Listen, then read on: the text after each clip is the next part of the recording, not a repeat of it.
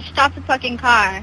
Fucking spastic. Stop the fucking car. Hey, you settle down, man. God, dude, you're cancer. You are cancer. Answer what? How the fuck did we get out this far? Shit, no more gas.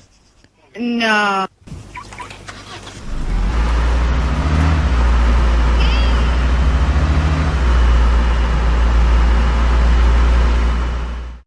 Tired of you stealing my life. I'm tired of you making me feel if I'm good or bad. I'm tired of you deciding how my day is. No more of you deciding my life. No more of you stealing life from me. This is it. I take back my life. I'm in control. I decide if I'm good or bad. Not you. I deserve a great life. Free speech! No, you're not. You have to obey the rules of the dungeon. But this is free speech if you're so concerned. Not free speech. Yes, it is. Keep your hate speech on this campus. Keep your hate speech on this campus. Keep your hate speech on this campus. Utter madness.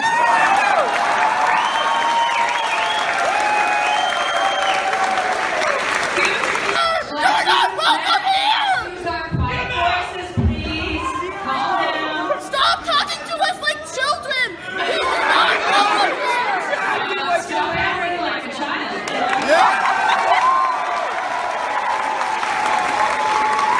Stop spreading hate speech! We wouldn't be here if you weren't spreading hate speech! In more detail, with us is Natasha Devon, founder of the Self-Esteem Team, a campaign group that works with teenagers on mental health and body image, and writer and broadcaster and mischief maker, Milo. Let's see how we get on today. It's great to see you, Natasha. Congratulations on the MBE, by the way. Thank you for taking the time to join us this afternoon. You presumably, I'm sure you welcome the decision. What impact might it have?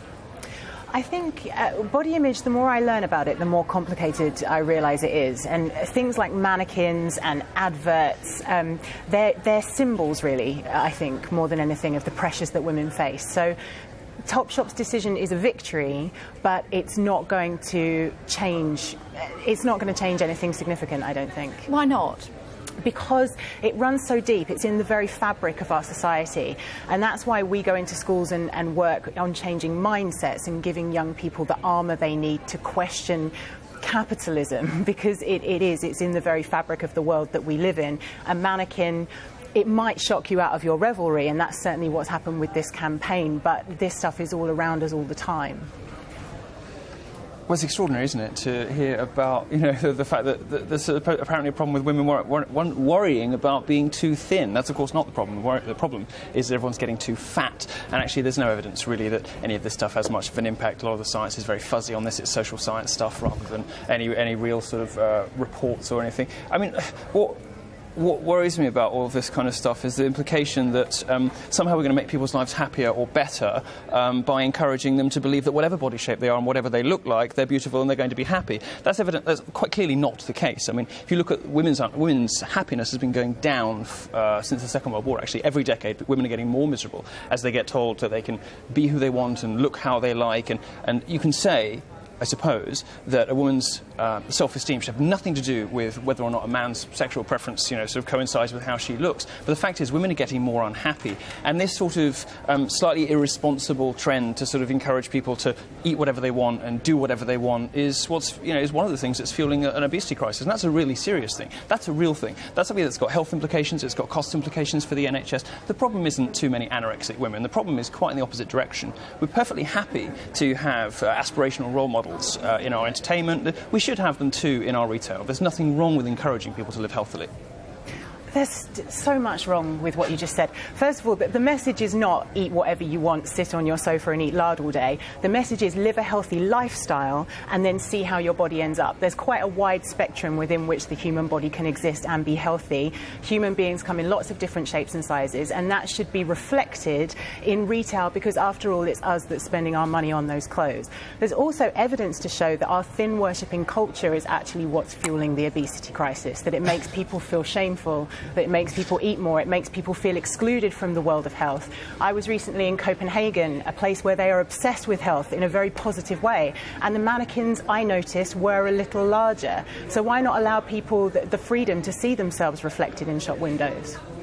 I don't think that anybody's complaining about, having realistic types if they want them in certain places. The problem is when you start sort of bullying retailers into getting rid of aspirational body types, making clothes look worse in the window. I mean, if you look, when a woman goes shopping, for example, she quite often looks at clothes that are a smaller size than she'll actually wear because she wants to know how that garment's actually going to look. These sorts of aspirational... Not sure that's true, but go on. Well, I love how we're being told what women look for when they go shopping. This is obviously from the sort of mansplaining school of feminism, which of course also hates capitalism, as we heard earlier. And there's always, what I really don't like about this debate is it's a sort of women-on-women kind of violence. This isn't really about whether sort of heteropatriarchal, capitalistic sort of superstructure or weird atmosphere that is encouraging women to have unhealthy attitudes towards their bodies. What this is really about, unfortunately, very often, is older women who aren't very happy taking out their frustration on younger women and on youth culture. And if you look, unfortunately, at a lot of the activists who do this, the people who make the complaints, the journalists, the media figures who are doing this, very often they are older, very often they are single, very often they are taking out, their frustrations in their own personal lives on brands that are aimed at 22-year-old girls who are much closer to the sorts of body shapes that we see in the windows. You're taking out your frustration on the youth of today. Well, I've been completely misrepresented, which of course is when you're losing an argument, it's the easiest thing to do, isn't it, to try and put me in a box where I'm suddenly a militant feminist. I am a former model. I've worked in the fashion industry. I know that it's run mainly by women and homosexual men, and so the patriarchy really doesn't have that much of an impact in that sphere. Also, it's when I go shopping, what I want to know is what the garment will look like on me, not on a 6'1" dummy with a 26-inch waist. If you cannot design for a realistic body shape, then you're not a very good designer. If you can only design for a coat hanger, you're creating art, not a garment that's designed for a human body. I'm not sure where this sort of obsession with realism and realistic proportions has come from. I mean, there are blogs, sort of feminist blogs out there that show, video game characters in more realistic proportions. They turn Lara Croft into this sort of dumpy, lesbianic, short woman in cargo pants. And nobody really wants to see that. Nobody wants, not even women. It's not an aspirational sort of icon that people can aspire to be like. The fact is, we do have a huge problem with people treating their own health very irresponsibly. And I personally find when media figures and feminists and activists and campaigners encourage women to worship themselves no matter what their size and what their shape, actually that just has the effect of making women unhappy. And women have been getting more unhappy decade after decade after decade since the Second World War, since this stuff started to happen. OK, we're debating, we're not being offensive, are we? No. So what would you say? I'm just talking about science. OK. I would like to see diversity on the high street because I don't want to see naturally slender women excluded from the world of fashion either. You take any one beauty paradigm, you take a size 16 mannequin, you take a size 0 mannequin and present that as the only way to be beautiful. Both of those are problematic. I want to see lots of different shapes, sizes, ages and races on the high street. And I think, I disagree, I think that will lead to greater happiness for women. That's never really true, is it? I mean, people don't want to see diversity. They always seem to want to see larger models and larger mannequins. I mean, the direction, the trajectory of pressure from surely they activists want to be able to see what clothes will look like before they try them on. Well, they can see what they'll look like on them by trying them on. Yeah. I mean, designers put clothes on skinny women because it looks better, because that's what people like to look at. Both women and men prefer to look at that. I mean, the fact is, again, this is not really about men at all. This is about pressures that women put on other women, to look good and to stay thin and to stay healthy. And frankly, those women who do aspire to look like what, you may think are sort of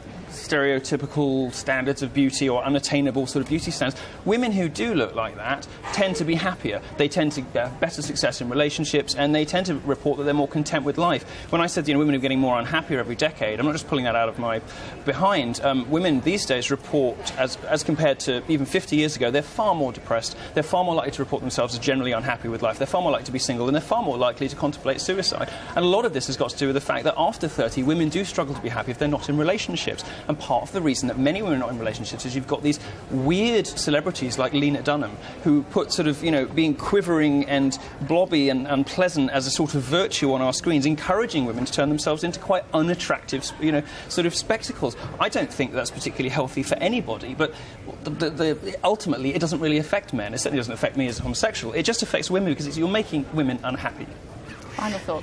The final thought is that what we should find aspirational is health. You can't look at somebody and ascertain how healthy they are. Health is about lifestyle, not looks. So I want to encourage people to celebrate their bodies, because people who like their bodies look after them. It's the same as with a car. If you had a lovely, shiny new car, you would clean it regularly, you'd put the right fuel into it. People who hate their bodies don't look after them. People who hate their bodies look for affirmation, self-help, sort of motivational speaking of the kind that that you do, because they want to feel good about how they look, no matter what their size or shape. People who feel good about their bodies go to the gym. Come back on that. Well, I go to the gym, and I'm not single. I'm in a long-term relationship. I think that you've stereotyped women who want to see diversity because it makes you feel better. But it's always to think that one we're all direction, bitter and that we're all bitter and militant. I want to see diversity. I want to celebrate women. I love women. I love fashion, and I want to see everybody invited to the fashion party. And I don't think that there's anything wrong with that. Do you love women? Of course. Great. Good to see you both. Thank you very much indeed for joining us here.